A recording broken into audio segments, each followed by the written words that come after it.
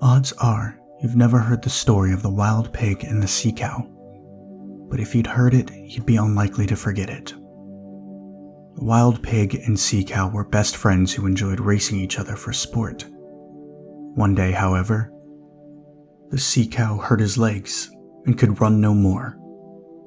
So, the wild pig carried him down to the sea, where they could race forever, side by side, one in the water, one on the land. You can learn a lot from a tale like that. Things along the line of friendship, cooperation, empathy, and an aversion to inequality. There is no greater agony, Maya Angelou wrote, than bearing an untold story inside of you. And if you were a child in the Acta community, a hunter-gatherer population in the Philippines' Isabela province, you'd have grown up on that story. That, and so many other stories that teach similar lessons and sometimes have similar characters. But of course, the Acta are hardly the only peoples who practice storytelling. The custom has been ubiquitous in all cultures over all eras, in all parts of the world. When you tell a story, you spark a connection.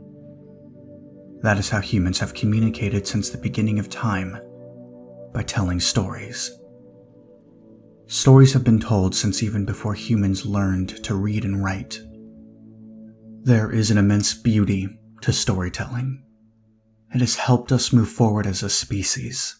It has inspired generations to be better. Over the past few agonizing years, more than a few of us tackled our inner agony by telling our stories. Not for fame or fortune, just for the joy of telling that untold story. Among young people, storytelling is the introductory ploy. It's the way high school students break the ice, the way nonprofits build community among their supporters. In senior communities, encouraging people to tell their stories is increasingly seen as a way to bring meaning and joy into often lonely lives. For those not inclined to type their stories, there's a growing supply of voice recorder apps, and there is the old-fashioned tape recorder, which can record stories that can be digitized. Though we cannot pinpoint an exact start date to know precisely how long storytelling has existed, we can follow part of its evolution through history. But we can, however, piece moments together by working through the various mediums humans have tailored in order to suit our evolution. According to Yuval Noah Harari, author of the best-selling book Sapiens, it is the distinctive ability to believe in stories that separate humans from other creatures. Storytelling can be found scattered in most human societies, popping up as myths, legends, or most commonly religion, and seems to be something that we binge and crave. Because it is a continuous human desire to be entertained, storytelling methods have evolved from visual to oral to written, and most recently to digital storytelling. Tell me a story is not just a favorite punchline for young children, but it is a mantra that we play on repeat in our daily lives. And so, storytelling has managed to be a constant pillar in our society and has fundamentally allowed us to mold our perception between right and wrong. No matter the race, location, background, or ethnicity, storytelling is so intertwined with every culture that you could almost say the culture is storytelling. Why are stories so important? It's no secret that stories are central to human cognition and communication. It is a proven scientific fact that we tend to engage with others better through stories. As human beings, we are automatically drawn to stories because we see ourselves reflected in them. And storytelling is a lot more than just a recitation of facts and events. When we inevitably interpret the meaning of stories, we tend to understand ourselves better. It affects the way we think about the world, the way we think about ourselves, and the way we interact with others in this world. But we now live in the fast-paced information age, where information, concepts, and ideas continuously bombard us from every direction. This whirlwind of digital information may lead us to wonder, do stories really matter to us anymore? The answer to that question is yes. In fact, stories matter now more than ever. When a story catches our attention and engages us, we are more likely to absorb the message and meaning within it than if the same message was presented simply in facts and figures. A well-told story can put things in perspective for us. When stories are told about our ancestors and where we came from, it gives us a sense of belonging to a larger whole. And when stories are told about ourselves as individuals and the relationships we have with others, it gives us a sense of how we should behave in several situations depending on the context. Stories have always mattered and will continue to be essential to human existence. Stories are universal. Every tradition from anywhere around the world has stories to tell. These stories form the basis for how we think about the world and live our lives. Stories preserve culture and pass on cultural knowledge from one generation to another. In essence, stories keep our cultures alive. They provide a timeless link to ancient traditions, legends, myths, and archetypes. But they also connect us to universal truths about ourselves and our world. Through stories, we share passions, fears, sadness, hardships, and joys, and we find common ground with other people so that we can connect and communicate with them. Stories are universal, conveying meaning and purpose that help us understand ourselves better and find commonality with others. The role that storytelling plays in any culture is fundamental.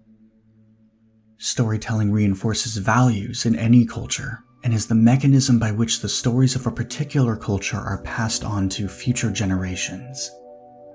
These stories are told in many different forms, including fable, folktale, myth, and legend. The importance of storytelling in culture becomes clear when we realize that the vast majority of books, newspapers, magazines, videos, plays, news broadcasts, social media discussions, and so on consist of someone telling a tale in some form. In non-literate cultures, oral storytelling is the primary way cultural knowledge is passed from person to person. Storytelling brings people together to entertain each other, to learn from each other, and often to teach young people about life and their world. It shapes the reality of the world in their minds. Storytelling has been important in all cultures since the dawn of history to bring people together. The indigenous and new people of Japan's Hokkaido Island had to develop a strong tradition of storytelling to pass on their culture. When reparations started against them in the second half of the 19th century, they were unable to record their history in written form. Instead, they passed it on through oral history. Without this tradition, the history of the Ainu would have been largely erased. In West Africa, griots, who are hereditary storytellers and singers, have kept the histories of tribes and African folktales for centuries through oral storytelling. A griot served as a trusted advisor to local nobility, as well as record keepers of births, death, marriages, and cultural traditions. They are a vital part of African culture and its oral storytelling tradition. Stories help us understand our place in the world. Do you remember the stories your parents told you as a child? You might remember some of them, and some might have gotten lost somewhere in your memory. Some of those stories that you have loved hearing as a child from your parents were told to them by their parents, and the parents before them. This is because stories transcend generations. They create connections with others.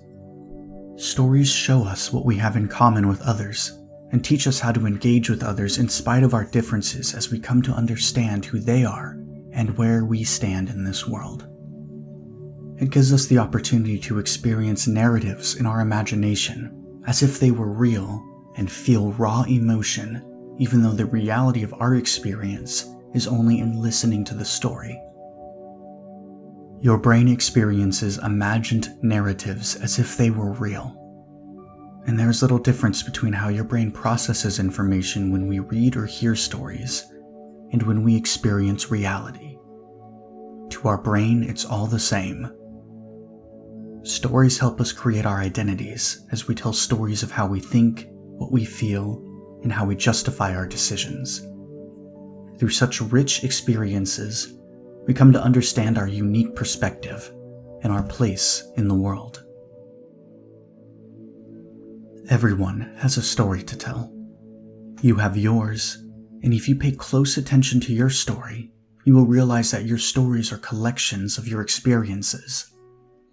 It is your perspective that shapes the meaning of your stories.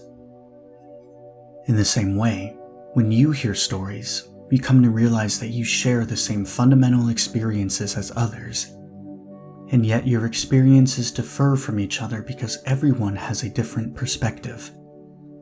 Stories help us explain everything in our experience, from science to relationships, from feelings to memories, and from questions to objections. And with every story we hear, read, or listen, our mind makes cognitive and emotional connections that shape our perspective of the world. The stories you tell shape your perspective of the world, and your perception of the world shapes the stories that you tell. It pushes us to be better versions of ourselves by inspiring us to our full potential. Storytelling evolves over time. The way it evolves over time in culture depends on a number of external and internal factors. The external factors include things like the introduction of new technologies, changes in socio-political circumstances, wars, and so on. Internal factors are things like the ease with which a story can be retold, or its meaning and element of truth. If there's a strong current of change in society, storytelling will evolve to reflect that. Even stories that you might assume are set in stone evolve. These can be things from ancient times, such as Homer's tale of the Trojan War, or the adventures of Robin Hood, for example. Today's stories about the war on terrorism are still evolving. Language sometimes has a subtle influence on storytelling. Many words have meanings that come from a time when the language was different. A good example of this is Sanskrit and Hindu terminology. Indian languages adopt many words from Sanskrit that have changed their meanings over time. The Sanskrit word for religion is dharma, which means to uphold or sustain. These days it is often used to mean duty or righteousness in the service of others and society. The form of language can have a significant impact on the narrative as well. For example, oral mythologies are determined by form, the structure of the words and the sounds they make, the rhythm, meter, etc., of the poetry. Oral storytelling is often very poetic. But now, a writer can tell a story based purely on imagination, without having to make each word fit a rhythm. In filmmaking, storytellers use editing to direct and influence the way the audience experiences the progression of the story. We know that some of the most exceptional teachers and luminaries from different cultures have passed on wisdom throughout time, and they have done so primarily through stories. If you look at some of the most influential religious books or manuscripts of all time, you'll notice they're mostly just filled with stories. You might not recognize the words in the original writings of the Bible, but you'll certainly be able to empathize with characters like Joseph or Sarah if you read their stories. If you want to transfer knowledge across many generations, the way to do so before the internet was to tell stories. And even today, stories tend to win more attention than simple presentations. Parables contain morals, which are basically patterns of behavior that work well in society and are passed on from one generation to another. This is incredibly valuable information. Because if you don't behave appropriately, you'll become a social outcast, and that means you'll lead a much less fulfilling and successful life. If you're already reasonably successful in life, then you have stories to thank for it, because that's how you learned much of what you know, and that's how your parents and ancestors learned too. And because stories play such a foundational role in our culture and behavior, we will continue to pass on this knowledge to future generations through stories, whether new or old. The information from these stories are the building block of many innovations today. We wouldn't be able to make astounding achievements if not for the knowledge embedded in stories from the past. For example, we wouldn't be able to explore space if Galileo hadn't made his telescope. Stories have the power to push us forward. This single trait of storytelling is responsible for our collective survival and evolution as a species. Storytelling can certainly be and is a catalyst for change. We've seen how stories spread like wildfire on the internet and can have a huge impact on popular culture. Stories influence the stock market by making or breaking reputations. They help us frame our beliefs and put things in perspective, thereby changing the direction of the culture based on what's popular and in. It's not all positive. Fabricated online narratives fuel the actions of certain groups in society, including extremist groups. But despite malign influences, there's huge potential for storytelling to play an important, progressive role in the future. Especially education and documentaries, which have grown in number and in interest. Most serious documentary filmmakers see their films playing a role in the way we look at ourselves and our world. Stories matter. Many stories matter. Stories will always matter, now and in the future. Stories have been used to dispossess and to malign, but stories can also be used to empower and to humanize.